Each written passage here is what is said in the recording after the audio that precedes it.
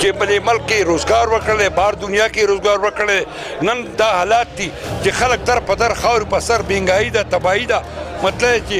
چې را پاکستان پیپلز پارټي بیرته نه راغلی بلاول بھٹو دی ملک وزیر اعظم شوی نه چې شهید ذوالفقار علی بھٹو دا غریب خلک کم حد ته رسولی نن چې د پخو د بلډینګونو مالکان دي دا د بھٹو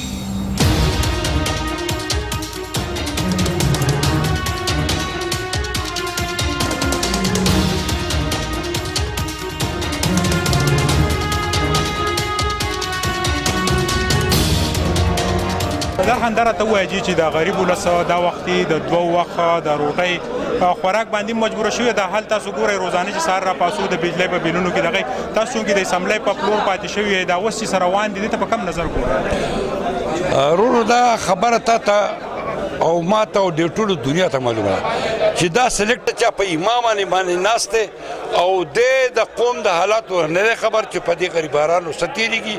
په دې مزدورانو څه تېرېږي په ان دیاړیوالو څه تېرېږي په بهر په مسافر رونو باندې کوم حالات تېرېږي دا د هېڅ نه خبر دا د قوم نمایندګان نه دي دا د قوم رجیکټ کړي دي او انشاءالله ډېر ژر به خبر شي چې 22 تاریخ په پېښور کې کومه جلسه ده دا به انشاءالله د کې پي کې قوم دا خلک چې کوم دا راته ووایه چې 2.5 کال یې ولې د حکومت په عوامو باندې مسلط کړی او تاسو غږ نه کوو اوس راپاڅېدئ وجه څه وه؟ موږ آی ټیم باندې موږ سیاسي طور پیدام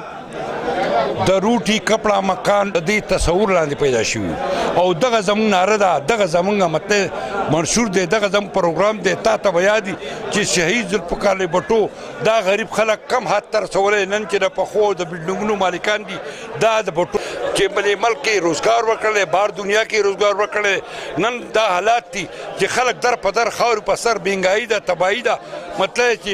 چې را پاکستان پیپلز پارټي بیرته نه راغلی بلاول بھٹو دی ملک وزیر اعظم شوی نه بیدار خان اخرنی کوېسچن در کوم چې دا عوام دونه مایوسه دي د عمران خان په جلسه کې دومره لوی تعداد د عوامو راتلل دې ته په کم نظر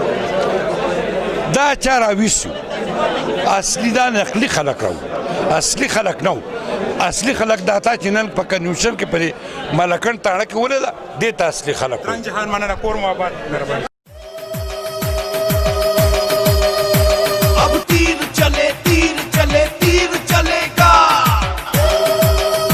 پاکستان پیپلز پارټۍ زیر اهتمام ورکر کنونشن په یوه لویه جلسه کې تبدیل شو. بغبیدار خان په خپلو ویناګانو کې وویل چې د غریب ولس د ملا تیر مات شوی دی او د شدید مهنګۍ سره مخامخ دي. د کیمرامین عبدالحسین سره سهیل باچا چکدره.